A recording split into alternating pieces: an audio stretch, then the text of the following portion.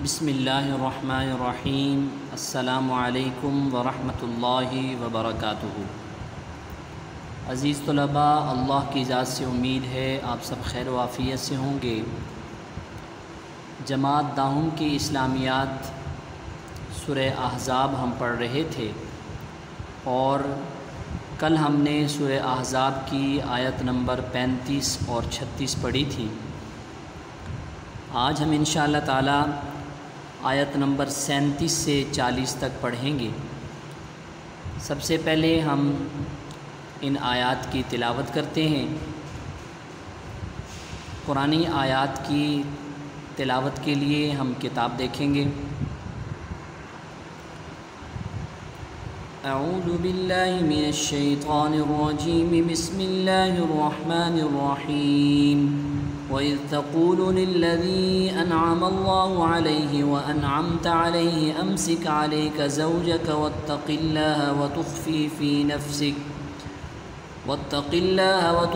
فِي نَفْسِكَ مَا اللَّهُ مُبْدِيهِ وَتَخْشَى النَّاسَ وَاللَّهُ أَحَقُّ أَن تَخْشَاهُ فَلَمَّا قَضَى زَيْدٌ مِّنْهَا وَطَرًا زَوَّجْنَاكَهَا لِكَيْ لَا يَكُونَ عَلَى الْمُؤْمِنِينَ حَرَجٌ فِي أَزْوَاجِ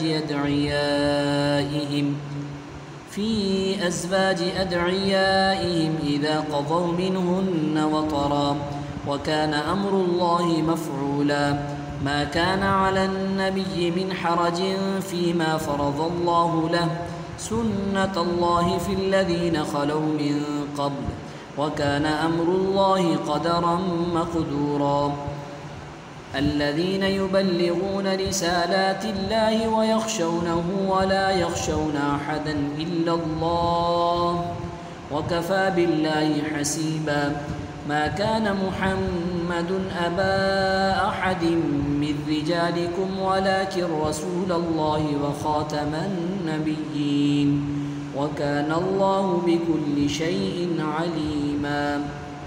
صدق اللہ العظیم۔ آیات کا ترجمہ دیکھیں۔ وَإِذْ تَقُولُ، جب آپ نے فرمایا، آپ نے کہا، لِلَّذِي، اس شخص سے، انعم اللہ علیہ، جس پر اللہ نے انعام کیا، وَأَنْعَمْتَ عَلَيْهِ، اور آپ نے بھی اس پر انعام کیا، امسک علیک زوجک، روکے رکھو اپنے پاس اپنی بیوی کو، واتق اللہ، اور اللہ سے ڈرتے رہو، وتخفی فی نفسک، آپ اس بات کو اپنے جی میں چھپاتے تھے، ما اللہ مبدیہ، جسے اللہ ظاہر کرنے والے تھے، وتخشى الناس، آپ لوگوں سے ڈرتے تھے، واللہ احق ان تخشى، حالانکہ اللہ کی ذات اس بات کی زیادہ حق رکھتی ہے کہ اس سے ڈرا جائے۔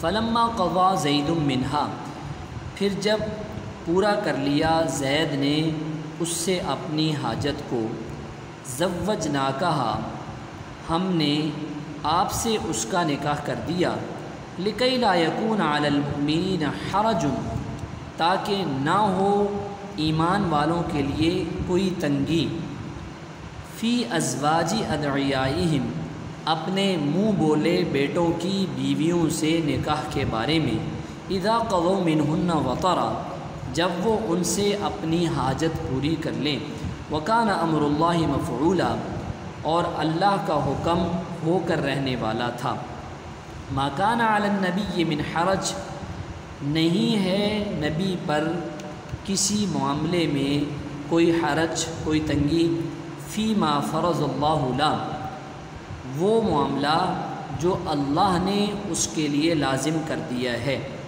مقرر کر دیا ہے، سنت اللہ، اللہ کا طریقہ، فی الذین خلو من قبل، ان لوگوں کے بارے میں گزر چکا جو اس سے پہلے تھے، وکان امر اللہ قدرا مقدورا، اور اللہ کا حکم ہو کر رہنے والا ہے۔ الذین یبلغون رسالات اللہ، وہ لوگ جو پہنچاتے ہیں اللہ کے پیغامات، ویخشونہ، وہ اسی سے ڈرتے ہیں، ولا یخشون احدا الا اللہ، اور وہ اللہ کے علاوہ کسی سے نہیں ڈرتے، وکفیٰ باللہ حسیبا، اور اللہ حساب لینے والا کافی ہے۔ ما کان محمد ابا احد من رجالکم، نہیں ہے محمد باپ تمہارے مردوں میں سے کسی ایک کے، ولکن رسول اللہ، لیکن آپ اللہ کے رسول ہیں، وخاتم النبیین، اور نبیوں کی مہر ہیں، وکان اللہ بکل شیء علیما، اور اللہ ہر ایک چیز کو جانتا ہے۔ عزیز طلباء، یہ آپ نے ترجمہ سن لیا، لفظی ترجمہ آپ کو کروا دیا۔ اب یہ سمجھیں کہ جو آیات ہم نے پڑھی ہیں، ان پہلی آیات میں اللہ تعالیٰ نے حضرت زید بن حارثہ رضی اللہ تعالی عنہ کے بارے میں چند ایک باتیں ارشاد فرمائی ہیں۔ یہ زید بن حارثہ کون تھے؟ یہ حضور نبی کریم صلی اللہ علیہ وسلم کے غلام تھے۔ چھوٹی عمر میں ہی ان کو مکہ کے بازار میں بیچا گیا، اور حضرت حکیم بن حزام نے اپنی پھوپھی حضرت خدیجہ رضی اللہ تعالی عنہا کے لیے ان کو خرید لیا۔ جب آپ صلی اللہ علیہ وسلم کا حضرت خدیجہ سے نکاح ہوا تو حضرت خدیجہ نے نبی پاک صلی اللہ علیہ وسلم کو یہ غلام ہدیہ کر دیا۔ تو یہ حضرت زید بن حارثہ رضی اللہ تعالیٰ عنہ کا مختصر تعارف ہے۔ پھر آپ صلی اللہ علیہ وسلم نے ان کو اپنا منہ بولا بیٹا بنا لیا۔ تو اللہ رب ذوالجلال نے ان آیات میں حضرت زید بن حارثہ رضی اللہ تعالیٰ عنہ کا ذکر فرمایا، اور ابتدا یوں فرمائی کہ آپ اس وقت کو یاد کرو کہ جب آپ اس شخص کو فرما رہے تھے، یعنی زید بن حارثہ کو آپ فرما رہے تھے۔ زید بن حارثہ کا تعارف اللہ پاک نے کیسے کروایا کہ وہ شخص جس پر اللہ نے بھی انعام کیا اور آپ نے بھی انعام کیا۔ اللہ تعالیٰ نے حضرت زید بن حارثہ پر کیا انعام فرمایا؟ ایک تو یہ انعام فرمایا کہ زید بن حارثہ رضی اللہ تعالیٰ عنہ کو ایمان کی اللہ نے توفیق عطا فرمائی، اسلام کی توفیق عطا فرمائی، ایک انعام۔ دوسرا انعام یہ فرمایا کہ حضرت زید بن حارثہ رضی اللہ تعالی عنہ کو اللہ نے حضور نبی کریم صلی اللہ علیہ وسلم کی صحبت عطا فرمائی۔ پھر نبی پاک صلی اللہ علیہ وسلم نے بھی زید بن حارثہ پر انعام فرمایا۔ آپ نے یہ انعام فرمایا، پہلا انعام یہ تھا کہ آپ نے ان کو غلامی سے نجات عطا فرمائی اور ان کو آزاد کر دیا۔ دوسرا انعام یہ فرمایا کہ زید بن حارثہ رضی اللہ تعالیٰ عنہ کو تعلیم دی اور ان کی تربیت فرمائی۔ اور تیسرا انعام یہ فرمایا کہ حضرت زید بن حارثہ رضی اللہ تعالیٰ عنہ کا نکاح اپنے خاندان کے اندر، خاندان قریش میں، اپنی پھوپھی کی بیٹی حضرت زینب بنت جاحش سے کروا دیا۔ تو یہ انعامات نبی پاک صلی اللہ علیہ وسلم نے کیے تھے حضرت زید بن حارثہ پر، اور اللہ نے بھی انعام کیے تھے۔ تو اللہ پاک حضرت زید بن حارثہ رضی اللہ تعالیٰ عنہ کو تعارف اس انداز میں کروا رہے ہیں کہ اس وقت کو یاد کرو کہ جب آپ اس شخص سے فرما رہے تھے جس پر اللہ نے بھی انعام کیا اور آپ نے بھی انعام کیا۔ کیا فرما رہے تھے؟ امسک علیک زوجک۔ عزیز طلباء، یہ آپ کو پتہ چل گیا کہ حضرت زید بن حارثہ کا نکاح کس سے ہوا؟ آپ صلی اللہ علیہ وسلم کی پھوپھی کی بیٹی حضرت زینب بنت جاحش سے۔ جب ان کے آپس میں حالات اچھے نہ رہے تو حضرت زید بن حارثہ رضی اللہ تعالی عنہ نے حضرت زینب کو طلاق دینے کے بارے میں سوچا۔ تو اللہ کے نبی صلی اللہ علیہ وسلم نے سمجھایا کہ دیکھو، امسک علیک زوجک، اپنی بیوی کو اپنے پاس رہنے دو، واتق اللہ، اور اس معاملے میں اللہ سے ڈرو۔ یعنی ان کے یہ جو طلاق والا معاملہ ہے عزیز طلباء، پہلی بات تو یہ ہے کہ طلاق ایک جائز کام ہے، لیکن جائز کاموں میں سے اللہ تعالیٰ کا جو ناپسندیدہ کام ہے وہ طلاق ہے۔ جائز ہونے کے باوجود بھی یہ پسند نہیں ہے۔ تو اس لیے فرمایا کہ اس معاملے میں اللہ سے ڈرو، کیونکہ یہ اللہ تعالیٰ کا ناپسندیدہ کام ہے۔ تو اس لیے نصیحت کی عزیز طلباء، ہمارے لیے بھی، مسلمانوں کے لیے بھی اس آیت سے یہی سبق مل رہا ہے کہ اگر کہیں میاں بیوی کے درمیان حالات اگر خراب ہو جائیں تو اس وقت گھر والوں کو یا عزیز و رشتہ داروں کو یہی کردار ادا کرنا چاہیے کہ دونوں کو بٹھا کر سمجھانا چاہیے تاکہ ان کے معاملات درست ہو جائیں۔ تو اللہ کے نبی صلی اللہ علیہ وسلم نے بھی یہی فرمایا، امسک علیک زوجک واتق اللہ، اپنی بیوی کو اپنے پاس رہنے دو اور اس معاملے میں اللہ سے ڈرو۔ وتخفی فی نفسک، آپ اپنے جی میں چھپاتے تھے اس بات کو، واللہ مبدیہ، جس کو اللہ ظاہر کرنے والے تھے، وتخشی الناس، اور آپ لوگوں سے ڈرتے تھے۔ عزیز طلباء، نبی پاک صلی اللہ علیہ وسلم جب حضرت زید نے طلاق کا ارادہ کر لیا تو اللہ کے نبی صلی اللہ علیہ وسلم کے جی میں یہ بات تھی کہ زینب سے خود شادی کر لیں، لیکن اس کا اظہار آپ صلی اللہ علیہ وسلم نہیں فرما رہے تھے، کیونکہ عرب کے معاشرے میں منہ بولے بیٹے کو حقیقی بیٹے کی طرح سمجھا جاتا تھا اور اس کی بیوی سے نکاح کرنا بھی حرام سمجھا جاتا تھا، جیسے کہ منہ بولے، جیسے کہ حقیقی بیٹے کی بیوی کے ساتھ نکاح کرنا درست نہیں ہے۔ تو اس کو فرمایا واللہ مبدیہ وتخشی الناس، اور آپ لوگوں سے ڈرتے تھے، یعنی آپ کے دل میں یہ بات تھی کہ لوگ اس کے بارے میں کیا کہیں گے کہ آپ نے بیٹے کی بیوی سے نکاح کر لیا۔ واللہ احق ان تخشی، فرمایا کہ اللہ پاک کی ذات اس کا زیادہ حق رکھتی ہے کہ اللہ سے ڈرا جائے۔ فلما قضا زید منہا وطرا، جب حضرت زید نے زینب سے اپنی کوئی حاجت متعلق نہ رکھی، زوجناکہا، ہم نے آپ کا اس سے نکاح کر دیا، یعنی اللہ فرما رہے ہیں کہ ہم نے آپ کا حضرت زینب سے نکاح کر دیا۔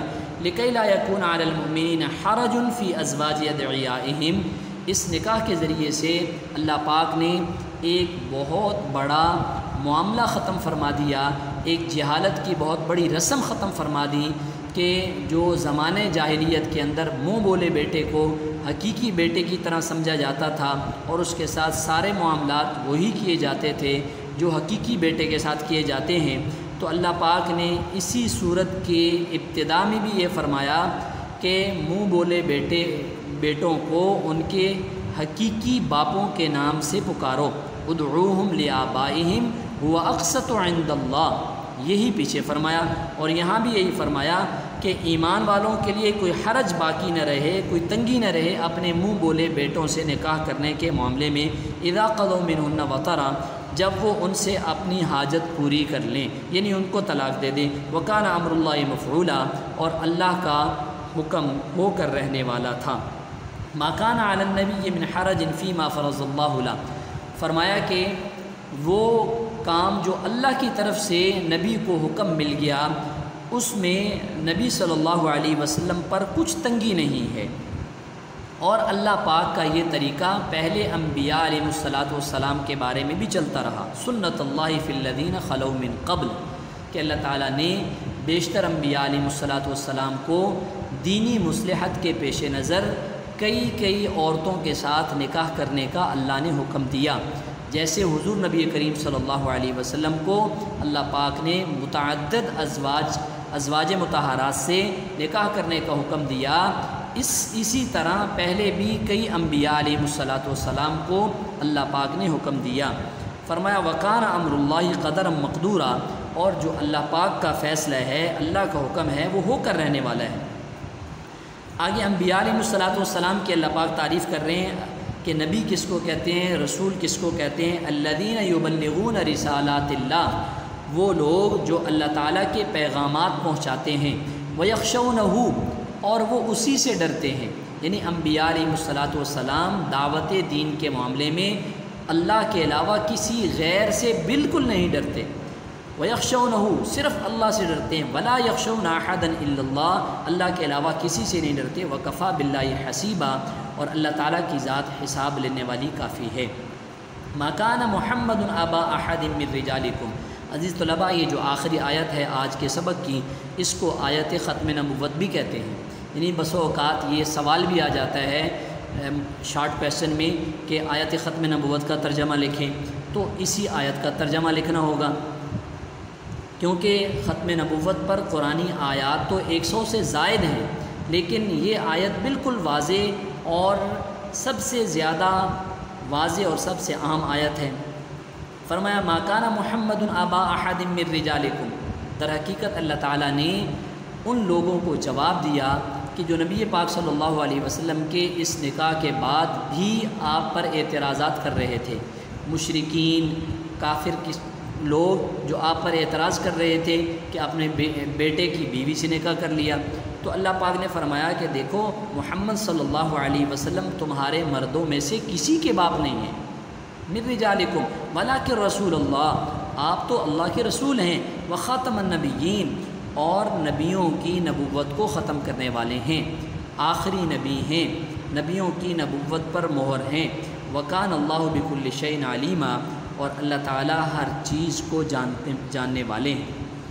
عزیز طلباء، آج کے سبق میں 2 سوالات ہیں، ان کے جوابات بھی آپ نے یاد کرنے ہیں۔ ایک سوال تو یہ ہے کہ حضرت زید بن حارثہ حضرت زید کے بارے میں جو باتیں بیان کی گئی ہیں ان کی وضاحت کریں، تو آپ کو بتا دیا حضرت زید بن حارثہ رضی اللہ تعالیٰ کا تعارف۔ اسی طرح نیچے یہ سوال نمبر 2 ہے، اس میں آیات کا مفہوم ہے، تو یہ آیات کا مفہوم بالکل واضح طور پر آپ سمجھ چکے ہیں۔ عزیز طلباء، امید ہے آپ نے آج کا سبق اچھی طرح سے سمجھ لیا ہوگا اور اس کو آپ اچھی طرح سے یاد بھی کریں گے۔ آئندہ سبق تک اجازت دیجیے۔ السلام علیکم ورحمۃ اللہ وبرکاتہ۔